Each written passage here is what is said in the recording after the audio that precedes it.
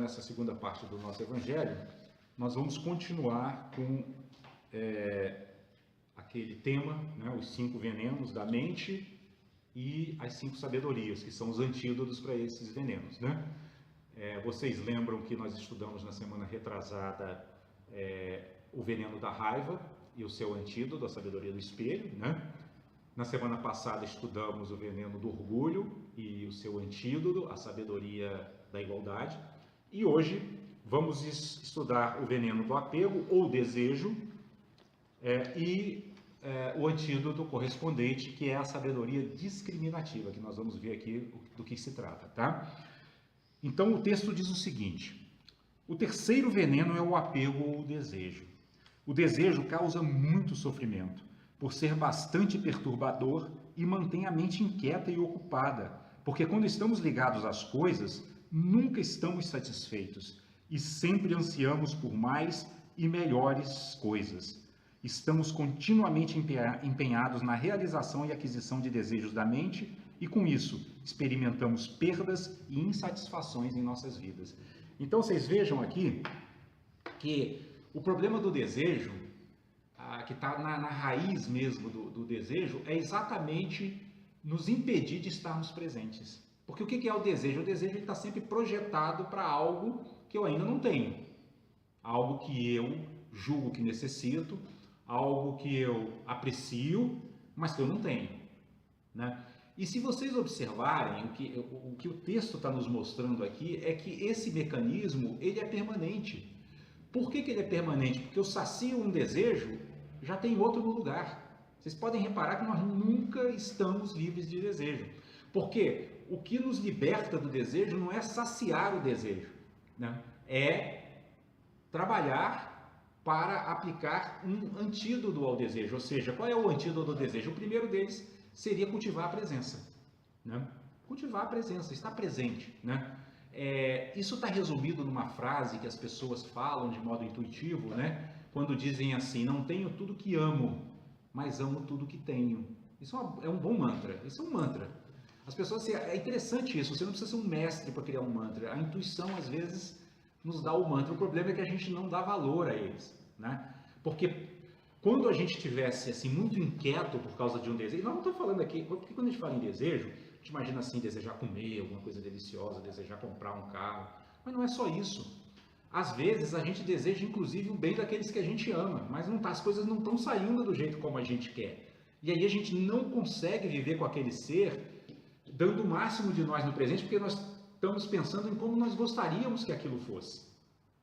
Entendem? Então, isso é a sutileza do desejo, né? É que eu estou sempre insatisfeito, né?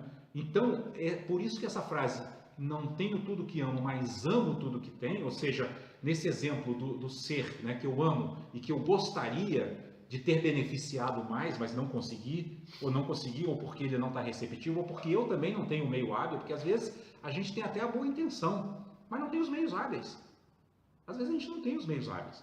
Às vezes eu quero muito, por exemplo, cuidar bem do meu filho, mas não tenho paciência. Então eu primeiro tenho que cultivar paciência, para eu poder saber aguardar, porque principalmente em relação aos seres, os seres têm seu ritmo, os seres têm seu karma, que nós não sabemos exatamente qual é, né? E qual é a nossa função então? Fazer o melhor. Aí volta naquela frase, né, que a Solange aqui já repetiu também algumas vezes, né? Fazer o melhor nas condições que temos, enquanto não temos condições melhores de fazer melhor ainda. Isso é um outro mantra, porque isso nos coloca presentes. Eu não fico me queixando das condições que eu tenho, mas eu fico procurando fazer o melhor. Porque quando eu estou fazendo o melhor, as condições vão melhorar. E num outro momento eu vou poder fazer mais. Mas talvez esse mais também não seja ainda aquilo que eu desejo. Nunca vai ser. Porque o nosso desejo, qual é o problema do desejo? O desejo é baseado na ignorância, na cegueira. Então eu não sei, nós ainda como seres ainda não iluminados, a gente não vê as coisas como elas realmente são. Então nós não temos um conhecimento completo da situação. Por isso que no cristianismo se usa muito a expressão entregar nas mãos de Deus. O entregar nas mãos de Deus não significa eu cruzo meus braços e fico esperando que Deus resolva o problema. Não é isso. Eu faço o meu melhor nas condições que eu tenho, sabendo que a lei de causa e efeito é infalível. ela vai melhorar as condições para que eu depois possa fazer melhor. Isso vai acontecer. Eu tenho que ter essa fé, isso também é fé, né? Então estar presente é isso, é cultivar a fé, é entregar, né? Entregar nas mãos de Deus. Numa outra linguagem seria, deixa que as coisas fluam. O que mais uma vez não significa cruzo os braços e espero as coisas acontecerem, não é isso, mas faço o meu melhor e fico acompanhando a forma como os acontecimentos se desenrolam e não me apego à ideia que eu gostaria que fosse aquela que fosse o desenrolar daqueles fatos. Esse é o problema. Há muita gente que acaba fazendo o mal com o intuito de fazer o bem. Por quê? Porque está apegado à ideia dele do que seria o bem. Esse é um problema. Nós não podemos ter uma ideia pré-concebida, porque a realidade não é como nós concebemos, a realidade é como ela é, né? Então, apego e desejo estão muito relacionados a um distanciamento da nossa percepção em relação a como as coisas realmente são, né? Então, voltando nessa questão, né? Um ente querido, né? Eu quero que ele está doente, eu quero que ele melhore de tal forma. Aí ele não melhora. Aí o que acontece? Eu me sinto frustrado, né? Eu me sinto decepcionado, eu me entristeço. E ao fazer isso, o que acontece? Eu deixo de fazer o meu melhor por aquele ser, porque eu já estou me deixando envolver por vibrações e energias negativas, por desânimo. E tudo que aquele ser precisa não é disso, ele está doente. Ele precisa de ânimo, ele precisa de fé, ele precisa de alegria, ele precisa, né? E isso é estar presente, é trazer o melhor naquele momento. Então, desejo e apego, eles têm esse problema, né? E eles estão ligados, vocês lembram que cada um desses venenos e cada uma dessas sabedorias estão ligados a um dos nossos 5 agregados, né? Nesse caso, ele está ligado ao nosso agregado da percepção, né? Ou seja, quando a gente tem desejo e apego, o que acontece? A nossa percepção fica distorcida. A gente distorce as coisas, por isso que nós estamos falando, a gente não vê como elas são. O que é o agregado percepção é responsável em nós? Ele é responsável pelo quê? Por identificar o objeto, não é isso? A gente tem a sensação, né? Seja ela visual, auditiva ou qualquer outra, e logo depois nós temos que identificar o que é que essa sensação significa. Aí vem a percepção. Se a minha percepção está obscurecida por desejo e apego, eu não identifico corretamente. Nesse caso, por exemplo, do ser que eu quero ajudar, eu não identifico suas necessidades. Eu na verdade, estou identificando meus desejos. E isso é egoísmo disfarçado de altruísmo. Isso é uma outra questão.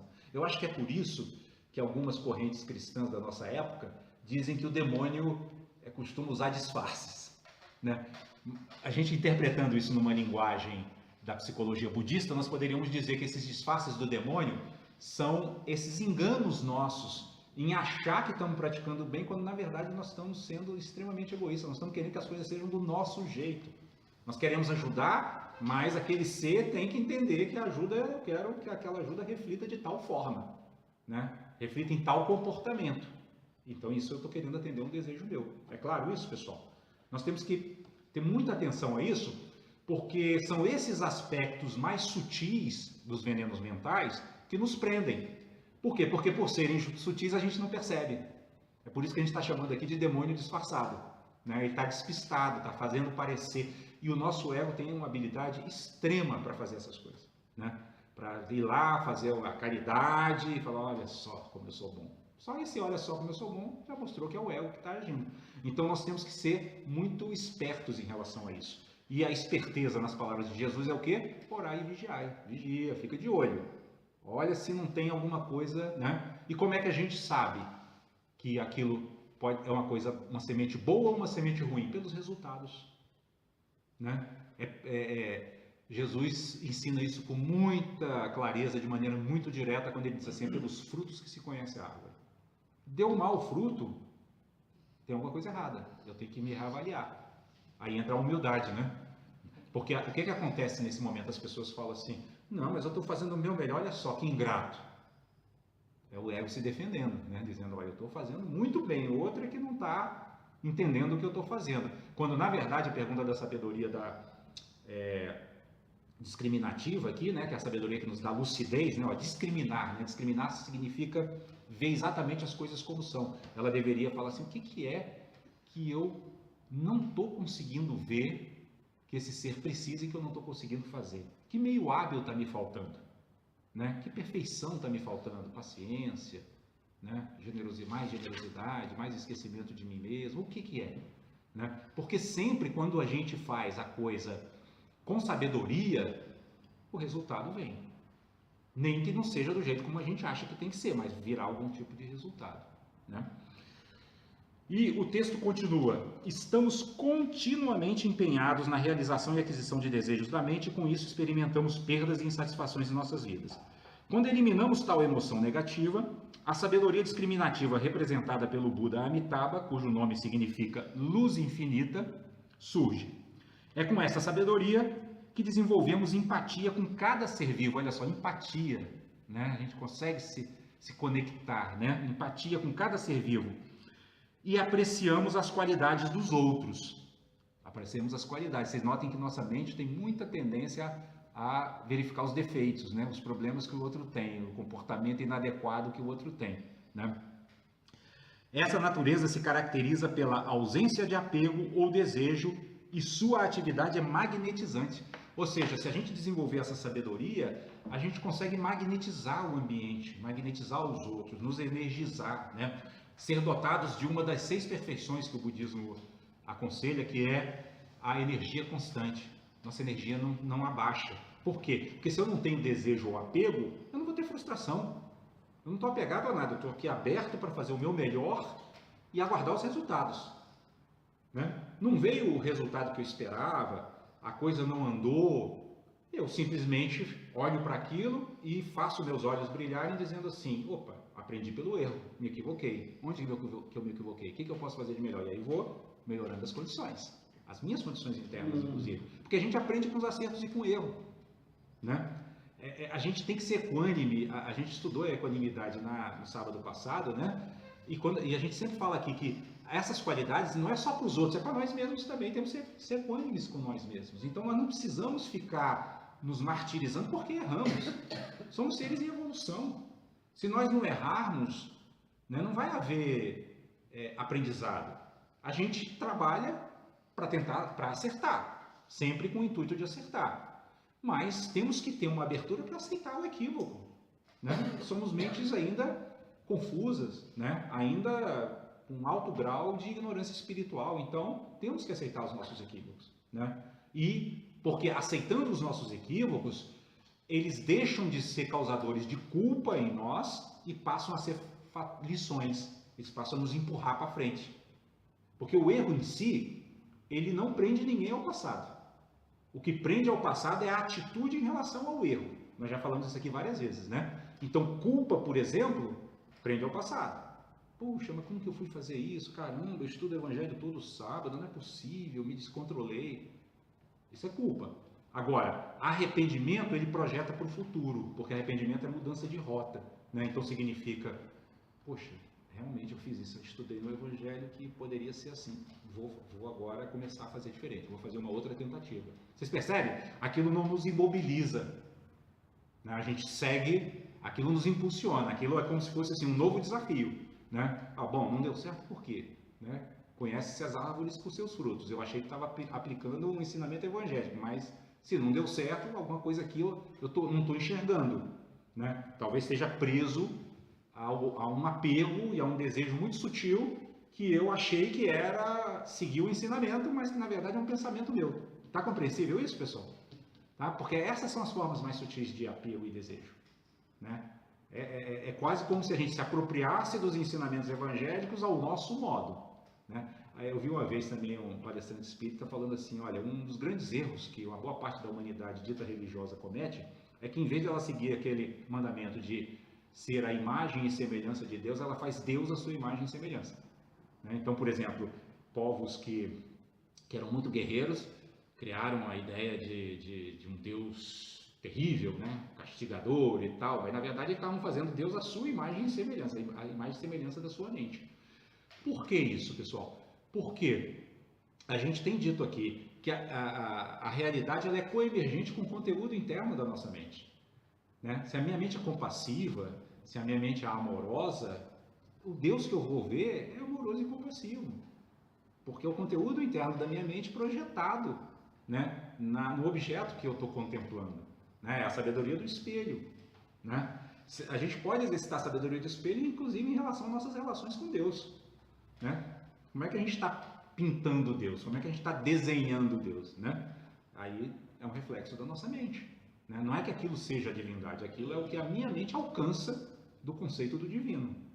Né? É muito importante que a gente tenha isso em mente. Bom, aí eu separei a passagem, como a gente tem feito sempre, do Evangelho, que fala sobre isso, né? Onde Jesus, no Evangelho de Mateus, capítulo 26, versículos 39 a 41, ele diz assim: e indo um pouco mais para diante, prostrou-se sobre o seu rosto, orando e dizendo: meu Pai, se é possível, passe de mim este cálice. Todavia, não seja como eu quero, mas como tu queres. Aqui, essa cena se dá quando eles estão no Monte das Oliveiras, se eu não me engano é o nome, pouco antes da crucificação. Jesus já sabe que estão vindo para prendê-lo e crucificá-lo. Então, vocês vejam, como ele tinha todas essas 5 sabedorias funcionando harmonicamente em seus 5 agregados, né? Porque tinha ali a personalidade de Jesus de Nazaré, né? Mas essa personalidade de Jesus de Nazaré estava profundamente conectada com a sua natureza divina, que era o Cristo dentro dele, né? Por isso ele é chamado de Jesus o Cristo, né? Ele estava profundamente conectado com ela. Então, a natureza humana, né? O corpo, né? As sensações, as percepções, né? E todos esses componentes estavam ali querendo sobreviver, né? Por isso que ele fala assim: Pai, se é possível, passe de mim este cálice, cálice amargo, né? Eu estou sentindo que o ambiente está pesando para o meu lado, né? Mas aí logo em seguida, totalmente conectado com essa natureza crística, ele diz: não seja como eu quero, mas como tu queres. Então ele purifica o quê? O apego e o desejo imediatamente. Na mesma hora que ele surge, ele dissolve. Porque o elemento que está associado a essa sabedoria é o fogo. Né? O fogo significa o quê? Clareza, lucidez. Então, naquele mesmo momento em que surge um impulso do ego, querendo sobreviver, o fogo da lucidez ilumina e ele fala assim: não, isso é apego, isso é desejo. Aí você iluminou uma sombra, o que acontece? Não tem mais sombra, né? As sombras não precisam ser destruídas, né? É só botar luz. Botou luz, elas desaparecem. Então, ficou claro isso aqui, pessoal, que nesse momento ele dissolve completamente qualquer possibilidade de desejo ou apego, não seja como eu quero, mas como tu queres, meu Pai. Né? Ou seja, que as coisas sejam como tem que ser, da melhor maneira possível, que eu faça o meu melhor, que eu deixe o meu melhor, porque foi para isso que eu vim ao mundo. Né? E aí ele continua: e voltando-se para os seus discípulos, achou-os adormecidos. Olha a diferença entre a mente iluminada e as mentes confusas, né? Os discípulos dormiram, todo mundo tranquilo, achando que não estava acontecendo nada, mas Jesus já sabia do que estava acontecendo, e era uma coisa gravíssima. Os discípulos adormeceram não porque eles não gostassem de Jesus, eles amavam profundamente o Mestre, né? E Pedro, inclusive, depois mais na frente, vai sacar a espada e cortar a orelha de um soldado romano, né? E vai levar uma bronca de Jesus, né? Que com ferro fere, com ferro será ferido. Mas nesse momento eles estão adormecidos. Por quê? Porque são mentes ainda cegas para a realidade. Não estão vendo que o mestre vai morrer. Né? Vai morrer nas mãos dos seus algozes. Né? Então ele se virou para os discípulos e achou-os adormecidos. E disse a Pedro: então nem uma hora pudestes velar comigo? Agora, por que Jesus fala isso? Olha só que interessante. Jesus não era... estava muito longe de ser um ser carente. Né? Para dizer assim: vocês não velaram comigo, não ficaram aqui acordados me fazendo companhia. Não é isso que ele está querendo dizer. Ele está dando sempre lições. Né? Ele está usando a compaixão dele para diminuir o sofrimento dos discípulos, dizendo assim: poxa, eu sei o tanto que vocês me amam, mas não basta me amar, vocês têm que desenvolver força interna, vocês têm que desenvolver clareza, vocês têm que desenvolver esse elemento fogo da percepção, para ter percepção clara. Vocês não estão identificando o que está acontecendo, vocês querem me proteger e dormem. No momento que na concepção de vocês, porque não na dele, Jesus, né? Mas na de vocês, eu precisaria de mais proteção. Vocês entendem isso? Então ele está dando lá um ensinamento. Ele sempre dá ensinamento. Ele está para ser crucificado, sabe disso, já orou, já dissolveu apego e desejo, Já entrou em contato com a sua natureza crítica, portanto já está apto a dar ensinamento, já deu um ensinamento. Ó, prestem atenção, vocês, né, não basta boas intenções. De boas intenções o inferno está cheio. Tem que ter capacidade, meio hábil. Né? Quer ajudar os outros? Vocês querem me ajudar. E como é que vocês vão me ajudar dormindo? Né? Achando que né, tá todo mundo cansado, né? O dia tinha sido pesado. Né? Mas Jesus estava acordado, Jesus estava desperto, que sabia que tinha uma coisa importante para acontecer. Os outros não estavam enxergando a importância do momento. Então ele dá um ensinamento. E aí vem a parte que eu considero o mantra cristão para essa sabedoria discriminativa, que é quando Jesus termina essa conversa. Vigiai e orai, para que não entreis em tentação. Vigiai e orai para que não entreis em tentação. O que é a tentação? É o escorregar para os velhos hábitos. Né? Nós estamos aqui no caminho espiritual, os discípulos estavam totalmente dedicados ao caminho espiritual, abandonaram sua profissão de pescadores, né? Abandonaram suas atividades mundanas para seguir o mestre. Né? E, no entanto, caíram na tentação. Nesse momento, qual era a tentação? Cansaço, né? Reino dos animais, preguiça, dormiram. E estavam cansados. Não era um momento fácil. Jesus sabia disso. Mas Jesus sabia também que ele estava vivendo seus últimos momentos com seus discípulos. Então ele queria deixar o máximo de ensinamentos que ele pudesse deixar. Então ele deixa isso que eu considero como um mantra para essa sabedoria discriminativa. Vigiai e orai, para que não entreis em tentação. Porque vigiando e orando, a gente ativa o elemento fogo. As coisas ficam claras, a luz se acende. E a gente não se confunde mais. Certo? Na verdade, o espírito está pronto, mas a carne é fraca. Aí Jesus termina o diálogo com eles assim. Então, o espírito está pronto quer dizer o quê? Nós temos uma natureza divina ilimitada dentro de nós, todos nós, mas ela está em potencial, né? Ela ainda não está ativada. Então, precisa ativar. Enquanto ela não for ativada, a carne vai ser fraca, ou seja, os instintos materiais, corporais, inclusive de sobrevivência, que chegaram a falar aqui com Jesus alto, quando ele disse assim, que não seja como eu quero, né? Afasta de mim esse cálice, são esses instintos, essa carne falando. Só que Jesus já tinha uma natureza crística totalmente atualizada, não seja como eu quero, mas como vós quereis, né? Ou seja, como Deus quer, né? Como a natureza crística quer. Né? Então aqui ele diz aqui, ele chama a atenção dos discípulos, ó, enquanto não temos uma mente iluminada, temos que ter muita atenção, vigiar e orar, porque embora a nossa natureza divina seja completa, ela ainda não está realizada, e não estando realizada, a carne se torna fraca, porque nós não temos controle, vamos dizer assim, ou domínio sobre os nossos medos, as nossas raivas, as nossas aversões, os nossos apegos e os nossos instintos.